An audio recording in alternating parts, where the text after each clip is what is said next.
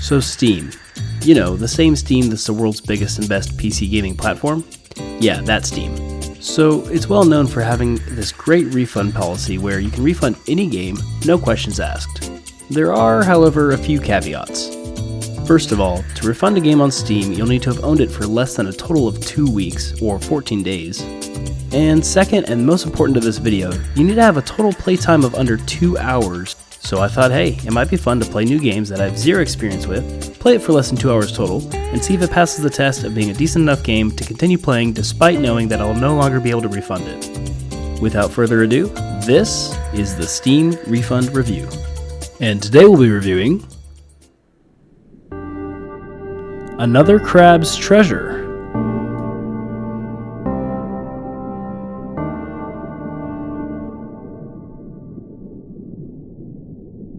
So, I like Dark Souls. I really like Dark Souls. It's one of my favorite series in the whole world. This, however, is not Dark Souls. This is more like a weird version of Dark Souls for people who like crabs and who are super environmentally conscious. Another Crab's Treasure is a 2024 Souls-like, or crab-like, that was developed and published by a studio named Aggro Crab. I guess that's pretty fitting. The Steam description for Another Crab's Treasure reads, in a vibrant undersea kingdom on the verge of collapse, a hermit crab embarks on a treasure hunt to buy back his repossessed shell, the second game from Aggro Crab. At first glance, this game seems to be a parody of the Souls-like genre, and, well, that's exactly what it is, based on my 116 minutes of gameplay so far. However, this game has a 94% overall positive rating on Steam, which is kind of crazy for a Dark Souls game about crabs. Alright, so right off the bat, I can tell this game is not going to take itself too seriously. The game starts with the main character, Krill, being approached by a loan shark, get it? Who tells Krill that he has 10 tides worth of back taxes to pay to the duchy. After coming up empty-handed, Krill loses his home, or I guess his shell, to the loan shark and begins his endeavor to retrieve said shell by chasing after the loan shark. And it's all kind of downhill from there. Krill ventures into the depths of the ocean and finds that most of the other marine life isn't as friendly as he initially would think. After obtaining a weapon, Krill is able to engage in combat by using light and heavy attacks, dodge rolling, and healing himself using renewable healing items. This really is a true Souls-like. So here are some of my initial thoughts within the first few minutes of the game.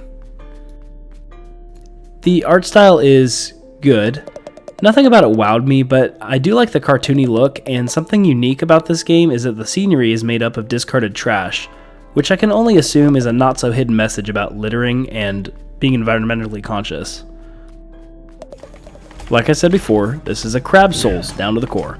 While definitely not feeling as crisp as FromSoft games, this combat is good overall. I found early on that the way the character handled is a bit clunky at times, and enemy attacks were not able to be telegraphed as easily as I would have liked due to some funky looking animations at times. But hey, it's definitely a Souls-like. As far as the setting, you know how everyone hates underwater levels in video games? Well, as far as I can tell, based on the first 2 hours of this game, it's entirely underwater. Although in this situation it's not necessarily a bad thing. The environments are very cleverly designed, with cigarette butts and pieces of plastic making pathways, discarded glass bottles making destructible walls, and used ketchup packets on plastic straws making flags on a castle. The developers certainly weren't shy when it came to being creative.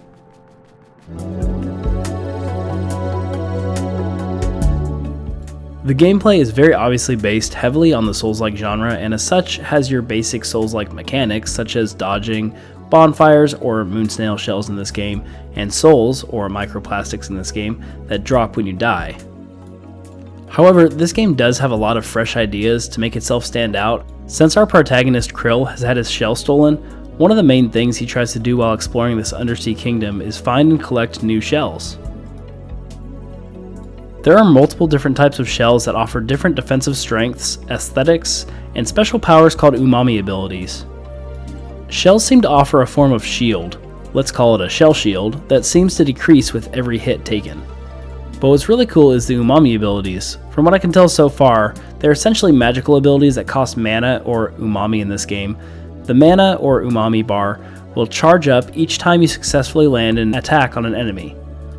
There are a max of 3 charges, at least in the beginning of the game, and the different skills from each shell can seem to vary a ton in their strength and utility. This shell provided me with a bubble attack with tons of bubbles that hone in and hit an enemy. This one gave me an electric shell that would damage an enemy anytime they hit me with a melee attack. And this one let me turn into a spinning wrecking ball to charge at my enemies, which was pretty sweet. So not only do the shells offer different abilities, but they also have differing defensive abilities and weights.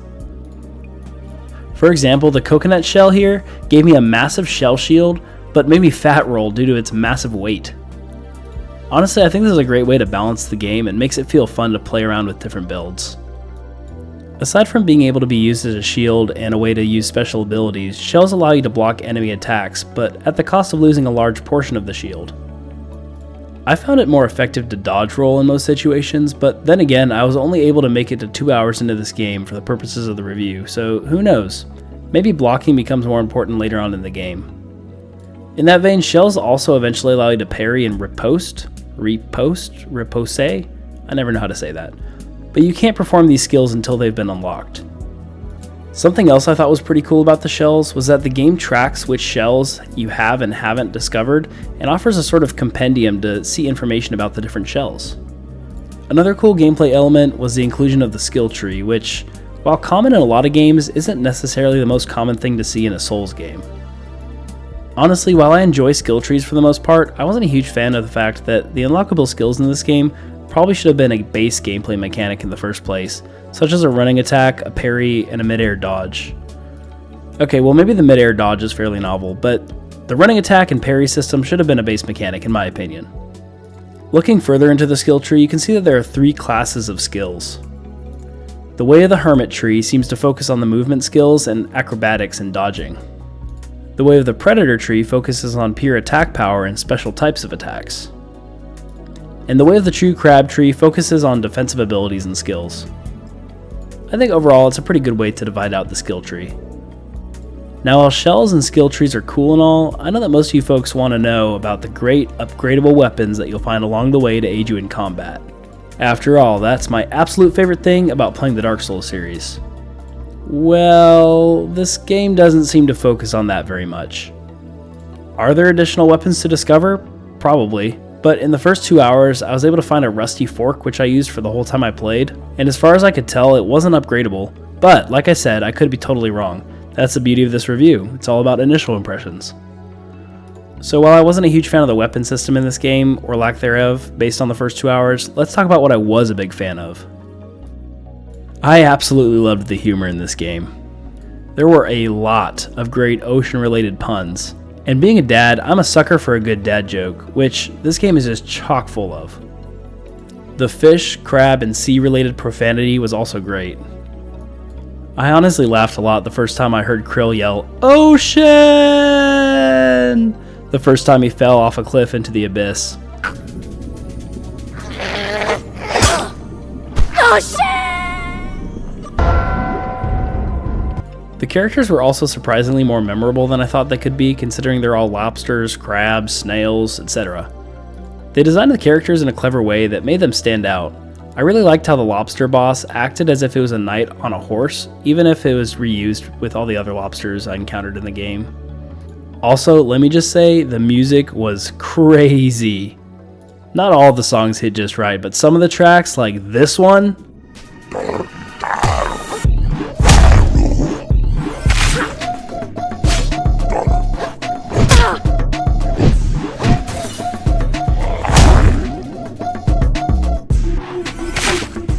man, they're just absolute bangers. I was dancing and bobbing my head while playing.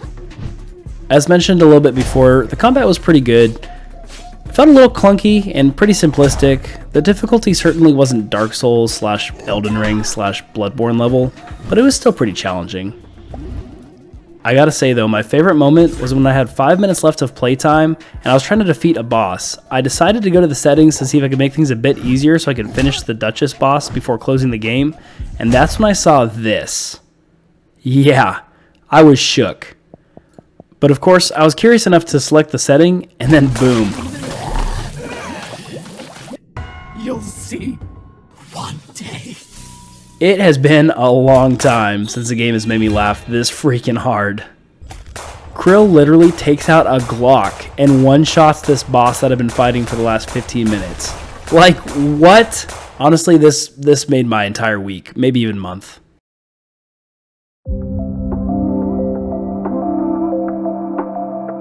Let's talk just a little bit about the game's value. So this game at full price is $30 on Steam. Seems like it goes on sale fairly often too. Right now it's only $24. The developers, in my opinion, definitely made a good choice with this price.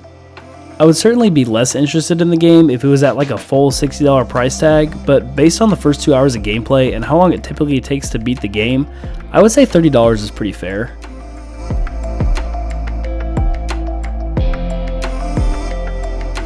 So, in summary, how do I feel about this game based on my 116 minutes of gameplay? Well, to start, from my experience thus far, I would give this game probably a 7 out of 10. And as mentioned previously, I really love the Dark Souls series, but if I'm being completely honest, this just doesn't quite scratch the Dark Souls itch for me. There's something to be said about how FromSoft designs their games to be dark and gritty, and this game, in my opinion, just does not capture that for me, even if the gameplay and level up systems are fairly similar. After 2 hours of play, to rank this game based on replay it or refund it, I would say refund it. Now, don't get me wrong, this is my own personal opinion, and I don't dislike this game or anything. It's just not one that I would see myself playing much of in the future, and it, like I said, it just doesn't give me that Dark Souls feel that I crave from Souls-like games. I do think this game does a ton right, especially coming from a small development team, and if I was to keep this game in my Steam library, I might see myself playing another hour or two, but that's about it. But hey, like I said, to each their own. If you loved it, let me know in the comments. Does it get better as time goes on? Do you think the first few hours are slow to start? I want to hear your opinions as well. And with that, let me just say thank you so much for watching. I hope you'll subscribe if you've made it to this point in the video, and I appreciate you checking the video out in the first place. I have a ton more games I plan on reviewing using this format, so stay tuned. And let me know in the comments what you would like for me to try next. Thanks again for watching, my friends. I'll see you guys all in the next video. Supermerce, out.